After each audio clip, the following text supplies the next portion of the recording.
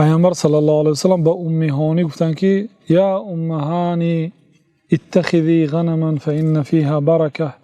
ای ام هانی گوسفند چران، چون در گوسفند چرانی برکه است گفتن. و ترغیب کردن گوسفند مال مبارک است گفتن، با برکه است. و یگان پیغمبر این است که گوسفند چرانیده باشد. ولی بارها ما در برنامه‌های دانش و سنجش هم استفاده کردیم و آنجا گفته بودیم که چارواداری گفته بودیم یا پادبانی گفته بودیم. صحیحش رسولان و پیغمبران پادبانی میکردند یا اینکه مخصوص گوسفند چرانی؟ پادبان یعنی عام است، حتی می شود گفت خوکبان هم پادبان گفت، ولی منظور پیغمبرها فقط گوسفند چرانیده بودند.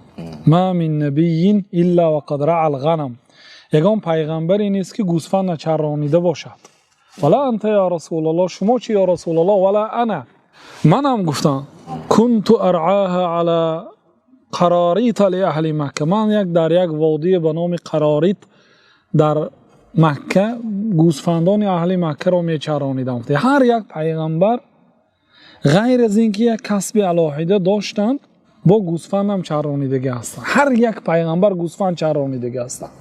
یعنی پادبانی گفته در عموم گفته نه، پادبانی مخصوص گوسفند میچرانیدند و به جانب گوسفند چرانیشون با دیگر کسب داشتن. هر حضرت آدم مثلا دهقان بودند، حضرت رسول الله صلی الله علیه و سلم تجارت میکردند، حضرت داود آهنگر بودند و حضرت زکریا دوریدگر بودند، موسی دوزنده بودند و همین گونه.